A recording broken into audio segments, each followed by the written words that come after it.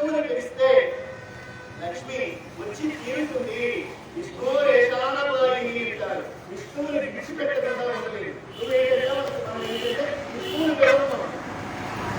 లక్ష్మీ కాబట్టి విష్ణువుని పిలిస్తే లక్ష్మి వచ్చి తీరుతుంది. ఇందులో ఉన్నటువంటి మనం ఏం చేసినా సాంగం సాయుధం సమర్థి మిత్ర పరివార సమేత అని చెప్పి దేవతలు చెప్పి ఆవాహయాన్ని, నారాయణ ఆవాహయాన్ని, రుద్రం ఆవాహయాన్ని, మహేశ్వరం ఆవాహయాన్ని అంటే దేవతా సహితంగా పిలవాలి, ఆర్యా సహితంగా పిలవాలి. అదే స్త్రీ దేవతను పూజించేటప్పుడు భక్తు సహితంగా పిలవాలి. ఇలా పిలిచేటువంటి దానిని మనము సమయాచారము అంటారు. సమయాచార తత్పరాన్ని ఎలా చేస్తే లలితా శాస్త్రంలో చదువుకుంటున్నారు. అంటే ఆర్యాభక్తులు ఇరువురును పిలవడం అనేది ఏదైతే ఉందో అది ఉన్నది. కాబట్టి అక్కడ నుంచి తీసుకొని ఒకసారి దేవదుందువులని రూపంగా మోగే. ఎందుకంటే ఏది జరగాలో ఏది జరగబోవాలో అది జరగబోతుంది అన్నమాట. అక్కడ దేవదుందువులని యోగాయి పుష్పవృష్టి పిలిపించారు దేవతలు ఆకాశంలోంచి.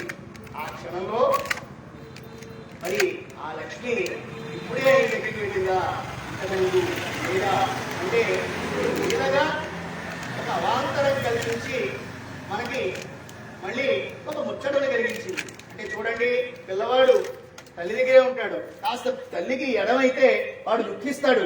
దుఃఖించిన వాడిని మళ్ళీ తల్లి దగ్గరికి తీసుకుంటుంది. అలా వాడి ఎక్కడికి ఎడబాటు అనేటువంటిది లేదు. విష్ణురేషానపాయిని ఎందాక చెప్పినటువంటిది. అలా ఆ తల్లి అధివసించి వాళ్ళందరినీ చెల్లి చూసింది. ఆ తల్లి దయ ఉంటే అన్నీ మనకు లభ్యమవుతాయి. శ్రీనాథుడు అనేటువంటి ఒక మహాకవి చాలా అపురూపంగా చెప్పాడు. ఒక చిన్న మాటలో చెప్పాడు, అందరికీ అర్థమయ్యే మాటలు. కమల నయన నీవు కలచోటు కల సరసం, నీవు లేని చోటు నీరసం. కమల నయన నీవు కలచోటు సరసము, నీవు లేని చోటు నీరసము. కంబు కంటి నీవు కలవాడు కలవాడు, నీవు లేనివాడు లేనివాడు. అమ్మా, నువ్వు ఎక్కడ ఉంటే అక్కడ సరసము అంటే రసవంతమవుతుంది. రసవంతమవుతుంది ఆ ప్రకృతి. నువ్వు ఎక్కడ ఉంటే అక్కడ కమలమైన, నువ్వు ఎక్కడ ఉంటే అక్కడ రసవంతమవుతుంది. నువ్వు లేకపోతే నీరసమే.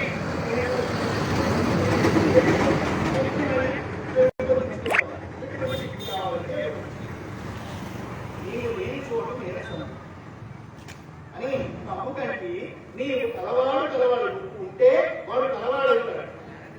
సంపన్నుడండి, పండితుడండి, రూపవంతుడండి, బలవంతుడండి,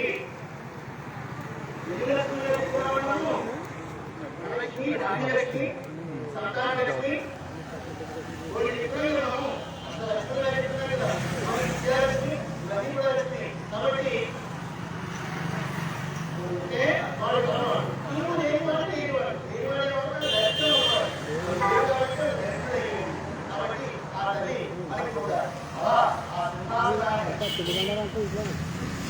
కాబట్టి అధిష్ఠించి ఆ తల్లి ఎప్పుడైతే ఆవిర్భవించిందో సింహాసనాన్ని అధిష్ఠించి ఉన్నప్పుడు ఆ తల్లి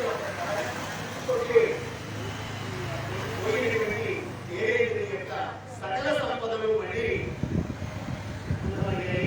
లోకం సక్రమంగా సాగుతోంది. యజ్ఞయాగానికి ప్రభుత్వం సక్రమంగా వస్తున్నాయి. పెట్టుబడి గాడిలో పడింది. కాబట్టి ఇంతటి దివ్యమైనటువంటి స్థితిని కోల్పోయినటువంటి దానిని మళ్ళీ ఇంద్రుడు అంతటి వాడికే ఇచ్చిందంటే మనం సక్రమంగా ఆరాధిస్తే మనకు ఇవ్వదా తల్లి. కాబట్టి ఇక్కడ ఇంద్రుడు అపురూపమైనటువంటి ఒక దివ్యమైనటువంటి స్తోత్రాన్ని చేశాడు. ఈ స్తోత్రం నాకు ఎంతవరకు అర్థమైందో అవసరం.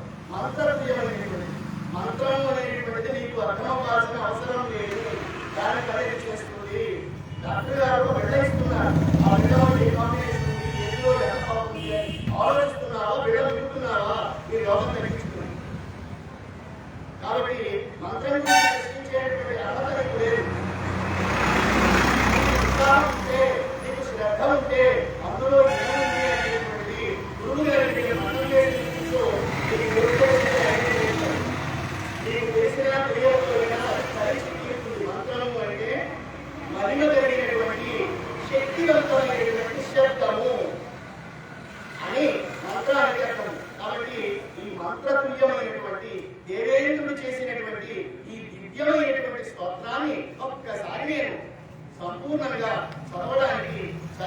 వినిపిస్తాను.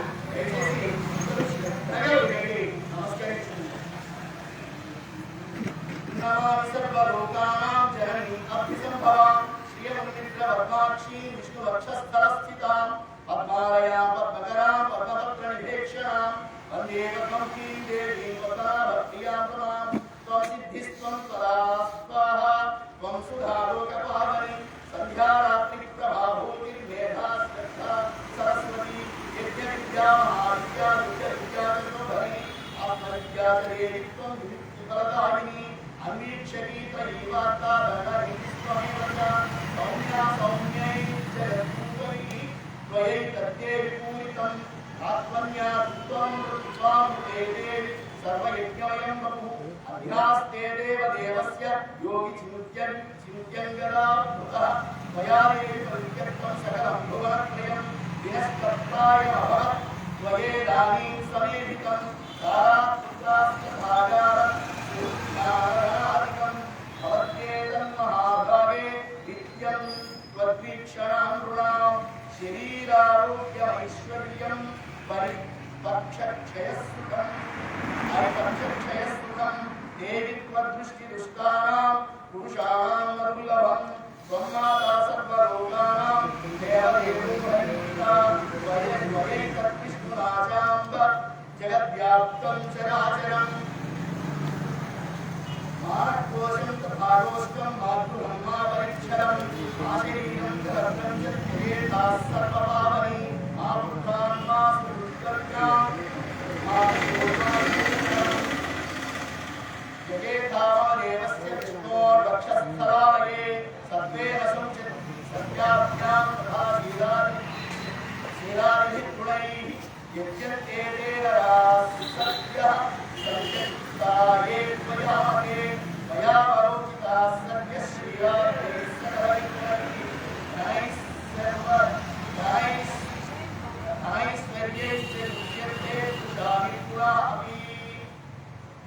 ఇది అపురూపమైనటువంటి లక్ష్మీ స్థుతి విష్ణు పురాణంలో విష్ణువు చేసినటువంటి ముఖ్యమైనటువంటి స్తోత్రం. దీనికి శ్లోకం పదస్థుతులు కూడా చాలా ఉన్నాయి. మహిమాన్వితమైనటువంటి స్తోత్రంగా గురువులు చెప్తారు, పెద్దలు చెప్తూ ఉంటారు. ప్రతి ఒక్కరు కూడా పిల్లల వచ్చు, పెద్దనాట వచ్చు, పురుషుల వచ్చు, స్త్రీల వచ్చు ఒక లక్ష్మికి సంబంధించినటువంటి ఒక రెండు శ్లోకాలను తప్పనిసరిగా మనం ఇంటిలో అనుసంధానం చేసుకోవాలి. తినడానికి తిండి, కట్టడానికి గుడ్డ, ఉండడానికి నివాసం, లోటు ఉంటారు అంటారు. ఒకటి లక్ష్మీ అష్టోత్తర స్తోత్రం మొదలవుతుంది.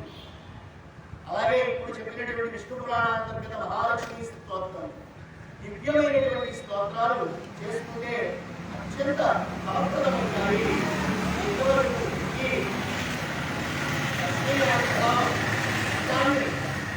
విన్నటువంటి వాళ్ళందరికీ కూడా అపూర్వమైనటువంటి సంపదలు లభిస్తాయి. లక్ష్మీ అమ్మవారి యొక్క అనుగ్రహాన్ని పాల్గొనగలుగుతారు. ప్రతిరోజు ఈ అర్థాన్ని ఎవరైతే శ్రద్ధగా విన్నారో, శ్రద్ధగా ఎవరైతే పఠించారో వారికి 3 తరాల పాటు ఎటువంటి శోభ, ఎటువంటి లేని, ఎటువంటి దారిద్ర్యము ఉండకపోయినటువంటిది ఋషివారు ఖచ్చితంగా ఇది జరిగి తీరుతుంది. అంటే మనలో ఉన్నటువంటి శ్రద్ధ ముఖ్యము. శ్రద్ధాత్మకంగా చేస్తే లభిస్తుంది. మరి కథ చదువుకున్నటువంటి వారి ఇంట్లో ఏనాడు దారిద్ర్యం ఉండదు. కాబట్టి ఈ మొత్తాన్ని ప్రతి ఒక్కరూ కూడా ఈ విషయం పారాయణ చేసుకుని సకల సుఖాలను పొందులుగాక అనేటువంటి విషయాన్ని లక్ష్మీ అమ్మవారి కరుణతో ఈ కుటుంబం లక్ష్మీ అమ్మవారి ఆవిర్భావ ఘట్టాన్ని వీలైనంత వరకు మనకి దోహదమైనంత వరకు అన్ని ధరించాము. కాబట్టి ఈనాటి ఈ ఉపన్యాసాన్ని దీనితో నేను ముగిస్తున్నాను.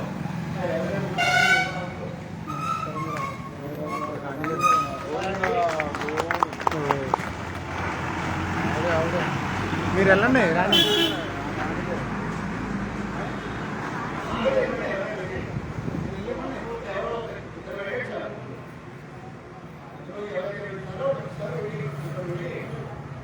ఆర్థిక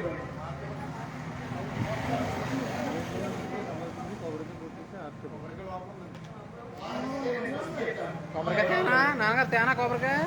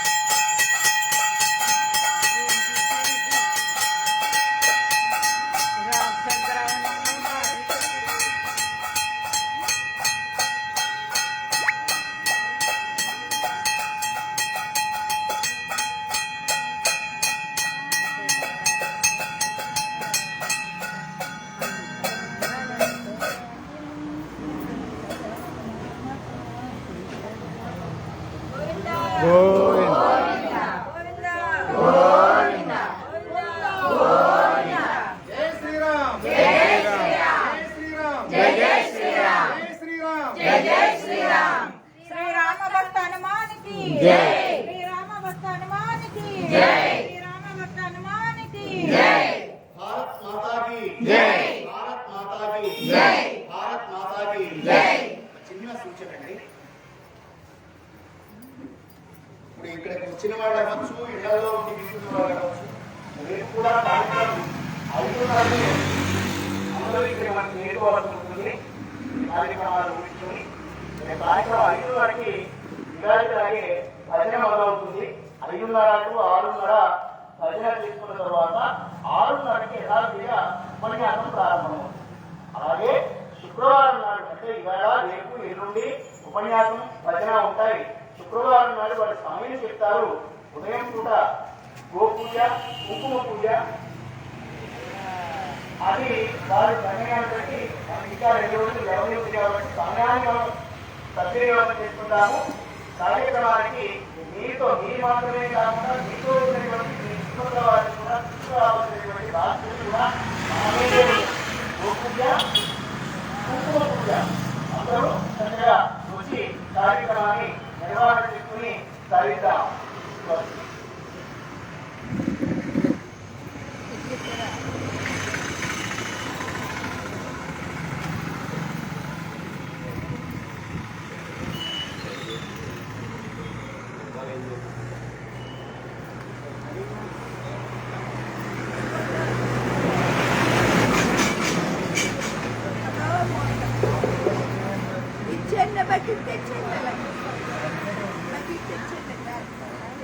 అందరికీ నమస్కారం.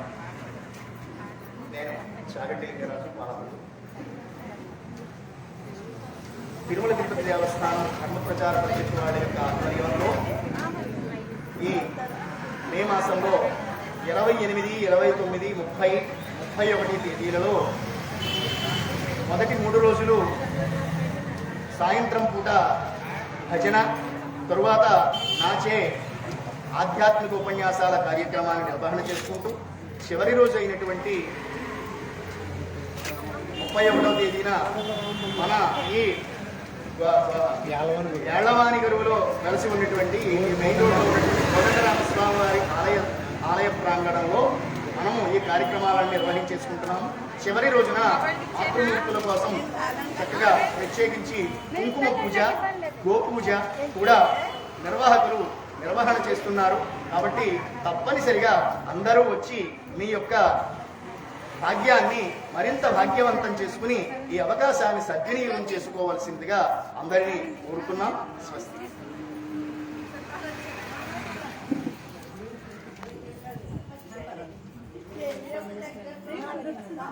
ఒకసారి ఇలా అది కనిపించదు.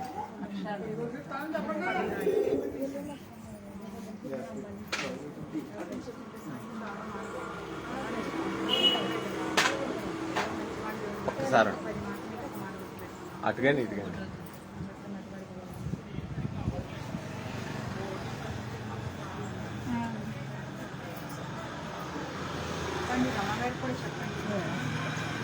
ప్రతి ఒక్కళ్ళు రేపు ఇంకొకరిని తీసుకురావాలండి. ప్రతి ఒక్కళ్ళు రేపు ఇంకొకరిని తీసుకు. ఈ కార్యం కూడా స్వామి కార్యం ఎక్కడో చేయవలసింది ఎక్కడ తీసుకొచ్చారా అని తెలిసింది. అందరూ రండి. చాలా సంతోషం. బాగుంటాను. మీరు అనుకోలేదు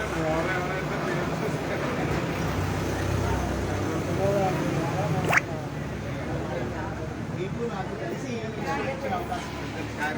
సాయంత్రం చల్లగా వాతావరణం బాగుంది. ప్రాంగణం కూడా ఉంది కాబట్టి దగ్గర కూర్చున్నాను.